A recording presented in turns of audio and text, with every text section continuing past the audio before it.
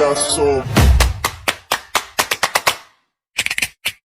motherfucking design on right now.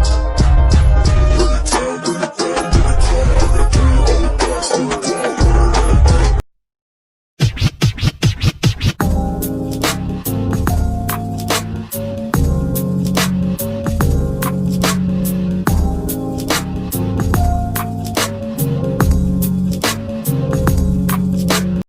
Assalamualaikum warahmatullahi wabarakatuh. Saya Latifah Dumanganti dengan NIM B05211048. Dan saya Najma Tanzila dengan NIM B05211065. Di sini kami akan mempresentasikan tentang kemajuan dari dinasti Abbasiyah khususnya pada bidang kesusastraan. Simak materi berikut ini. Stay tune ya. Dinasti Abbasiyah merupakan lanjutan dari dinasti Umayyah. Masa pemerintahan dinasti Abbasiyah sendiri merupakan masa pemerintahan terlama dalam sejarah Muslim klasik, yakni sekitar 5 abad dari tahun 750. Dinasti Abbasiyah merupakan lanjutan dari dinasti Umayyah.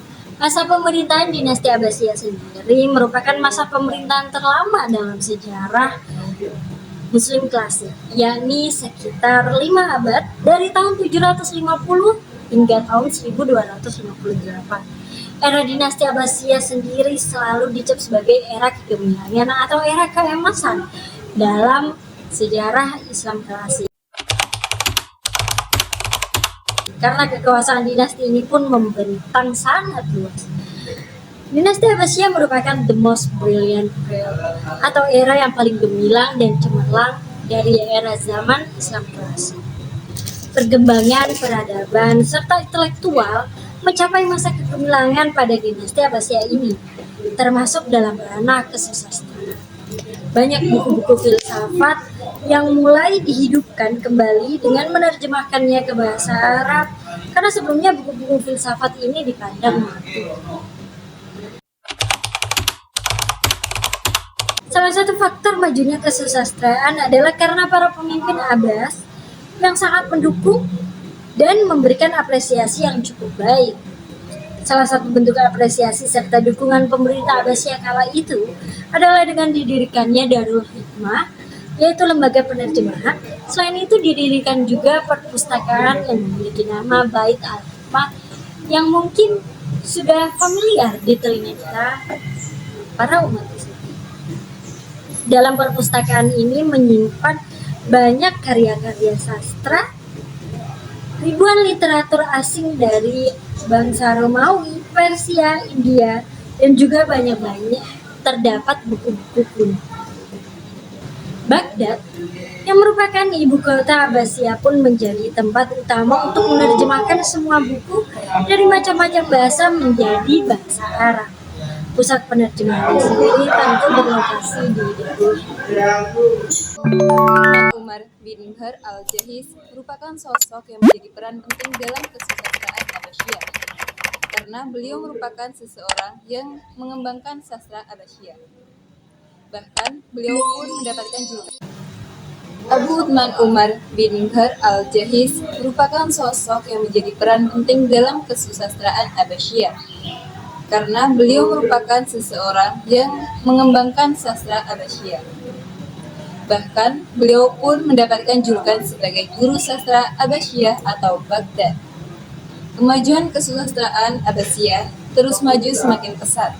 Puncak kemajuan tersebut berada di abad ke-5 Hijriah. Era Abbasiyah juga disebut sebagai masa keemasan kesusastraan Islam masa klasik.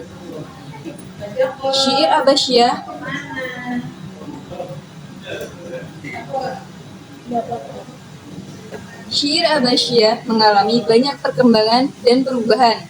Namun, tema-tema syair Abbasiyah memang tak jauh berbeda dari masa sebelumnya. Walau begitu, terdapat beberapa tema baru dalam syair. Di antaranya yakni Zuhdiyat, Kamriyat, dan Tahdiyat. Adapun Zuhdiyat yang merujuk pada sikap zuhud para sufi.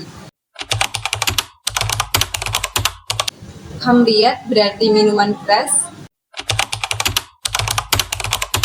dan tahdiyat yang berarti perburuan. Dari Kustam 2015. Dan terdapat genre-genre baru yang muncul di kesusastraan Abbasiyah, terutama pada prosa dan syair atau puisi.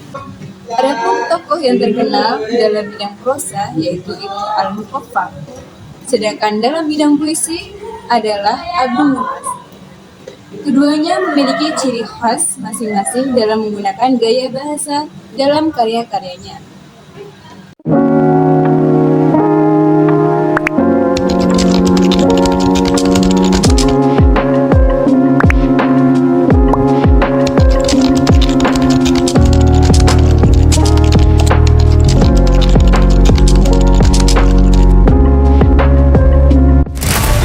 In the 8th century Middle East, a new dynasty seized control of one of the world's greatest empires, the Islamic Caliphate. Though little remembered in the West today, the Abbasids reigned for 5 centuries. They oversaw an era of Islamic military dominance, city building, brilliant scholarship, and technological innovation. It has come to be remembered as Islam's golden age. Abu Abbas al-Safar becomes the first Abbasid Caliph, though it will take the Abbasids more than a decade to consolidate their hold on power. Al-Safar moves the Caliph's residence from Haran to Kufa, closer to the Abbasid power base in Persia. In 751, he sends an army to curb the westward expansion of the Chinese Tang dynasty.